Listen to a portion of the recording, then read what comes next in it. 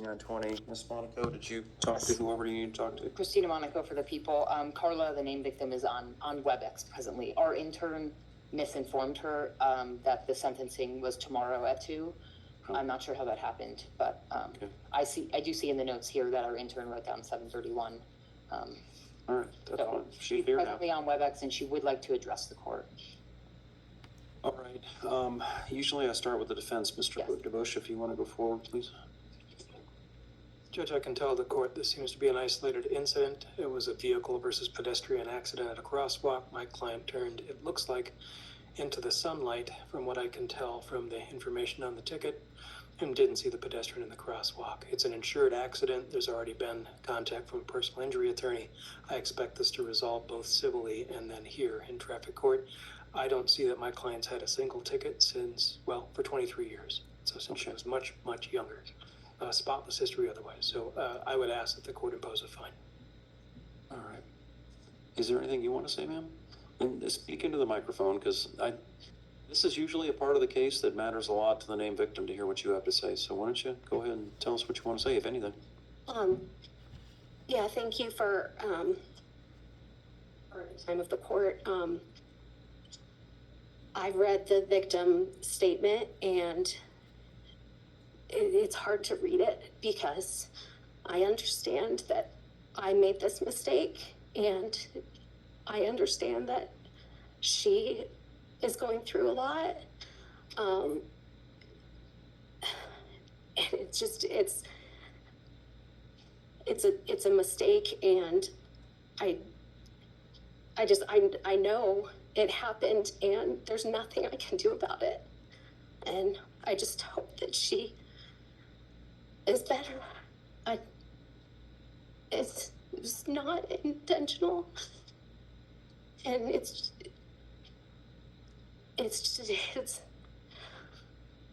I understand that she is going through a lot.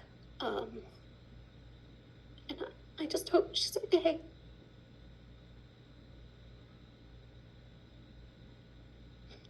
What if the normal rules? Is that on?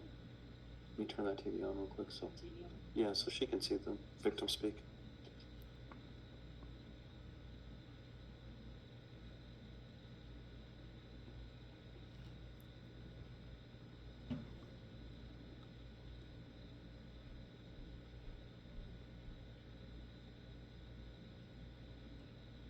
Yeah.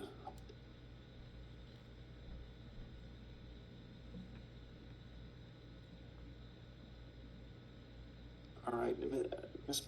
Pinegar, I read through the victim impact statement, and one of the things that is concerning to the named victim in the case is the allegation that you didn't call the police. Tell me what's going on. You read it. If you read the statement, what's going on with that?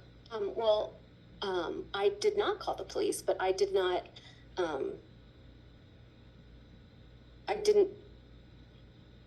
I didn't say that I wouldn't. Someone else said, I have called the police already.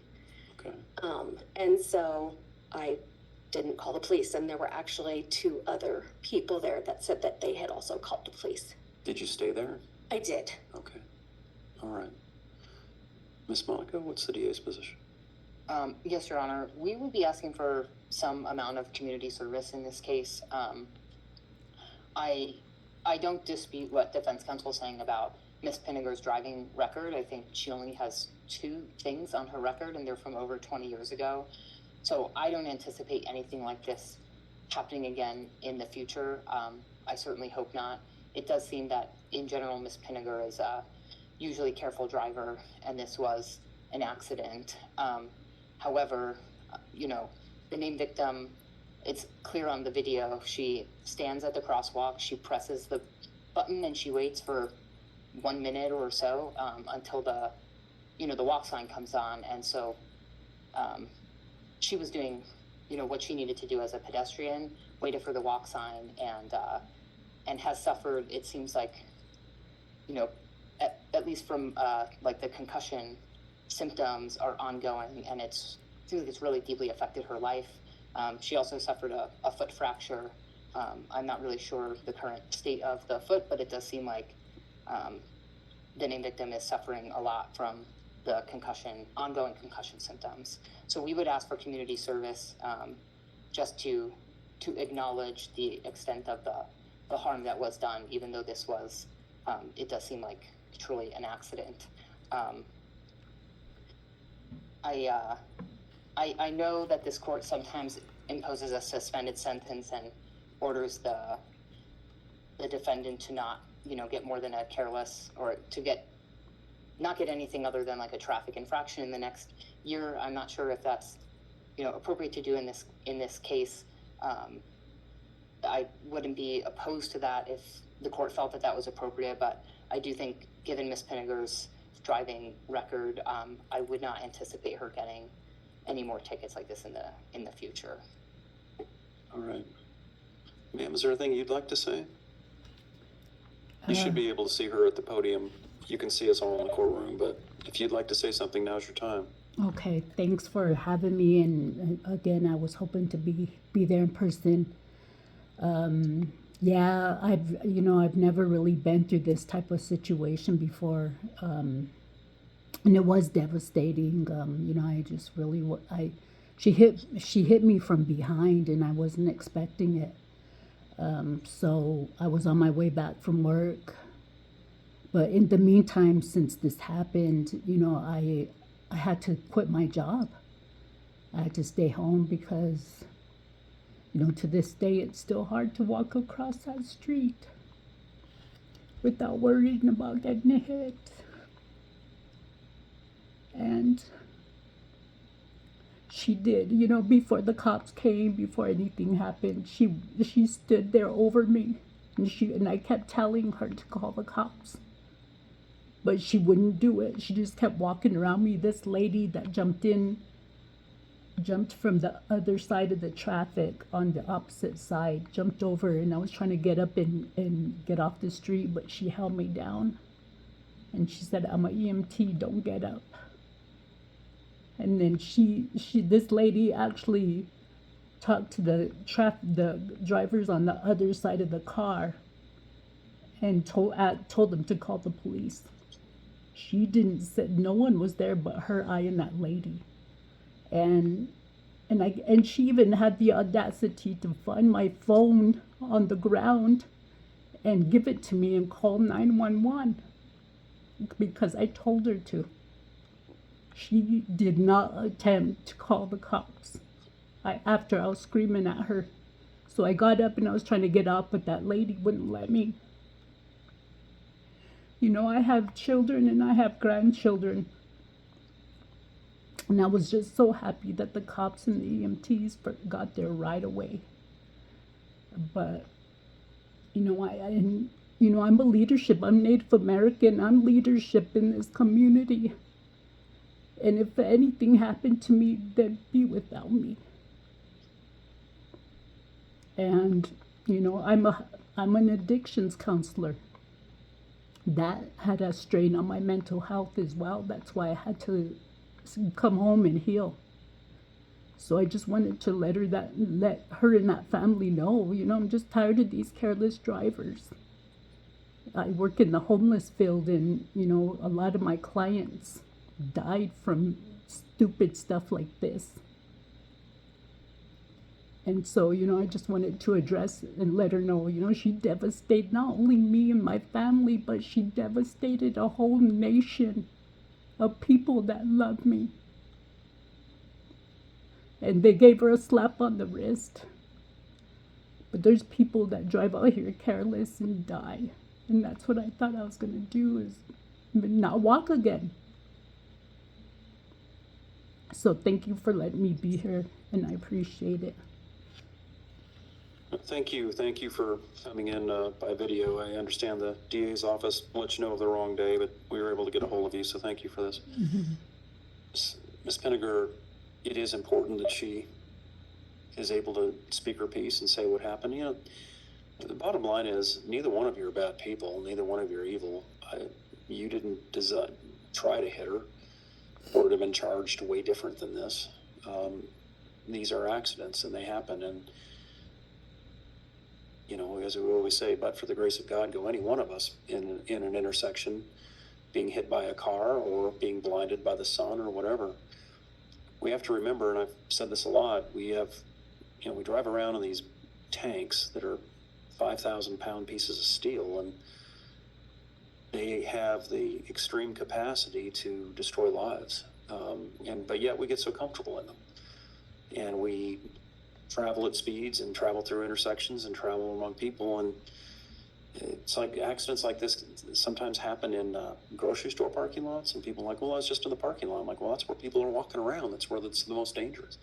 Elementary school parking lots. That's why we always say slow down around school zones.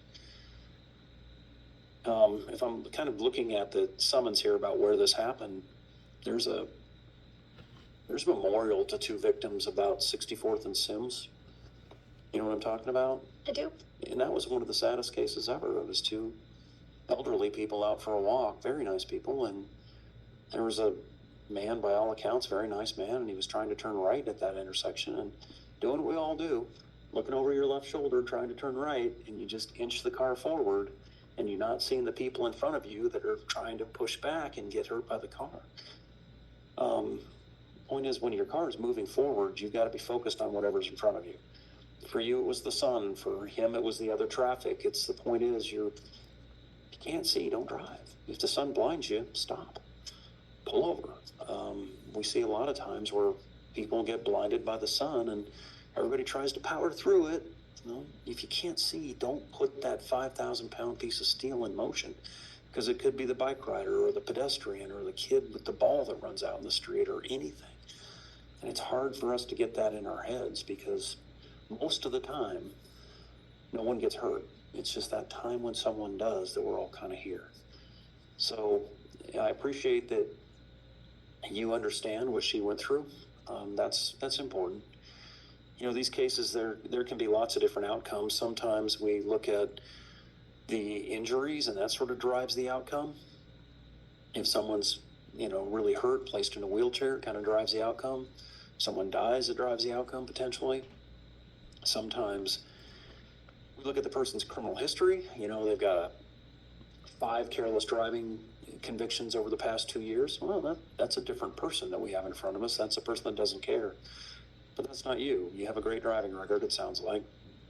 And this truly was an accident, but it is your fault. I mean, you put that car in motion, and you should have seen her. And you didn't, and you hit her. So now we have to deal with the consequences of that. There's, restitution in civil cases and all of that, but it doesn't really bring her back to where she is, and neither would putting you in jail for a year. Wouldn't bring her back to where she needs to be. So what I need to do is try to impress upon you and the community that we are responsible for where our cars go, and it does matter, and also give effect to some of the things that she's saying as well.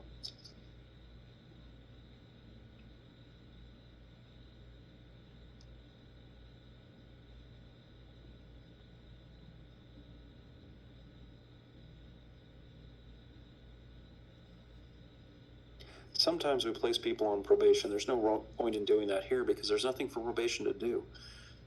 There's no alcohol classes. You don't have an alcohol problem. You don't have a drug problem. You don't have a whatever problem that probation can help you fix. So that would just be tying up a state probation officer for no reason. I'll suspend the year in jail, no careless or above tickets for the next 12 months. On the careless driving itself, I'll impose a $300 fine. On the unsafe vehicle, there's a $100 fine on that. Standard fees and costs. Again, I'm not imposing probation. I will, to sort of give effect to what happened here, is I will do some community service hours. I'll do 40 hours of community service and I'll give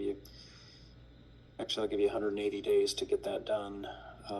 A little longer than normal, but that just gives you a time to get it done. And when you're doing the community service hours, think about the fact that you're sort of giving honor to her, and also it needs to be the recognition of driving better in the future. Okay. And I don't know, and honestly, ma'am, I don't know if there's an area that matters to you. For example, cleaning up nature trails or helping at animal shelters? Or is there a focus in your world that she could do the community service, not for one of your agencies at all? Sure, it would be through Jeffco Community Service, but something that helps give something to you, sort of a recognition or an honor to you? I'm actually new to this area, so I'm not sure what they have around here. I mean, even working, I know in old town Arvada, there's a church that cooks or helps our unhoused across that library. That's a nice You know, place. You don't have to specifically do it at that church. If you're willing to help in the unhoused area, that's a great community that needs a lot of help. Absolutely. Talk to Jeffco Community Service and say, I'd like to, in honor of her, I would like to give 40 hours of community service and helping in the unhoused community. Yes, sir. They'll find a place for you. Yes. It may not be at that church, but it may be somewhere else. Okay, does that work for you? Yes. Okay. All right, Mr. DeBush, is there anything else? Nothing. All right. Thank you, ma'am. Good luck to you, okay? Thank you. Thank you. I hope you get better soon. Thank you, ma'am. Thank you.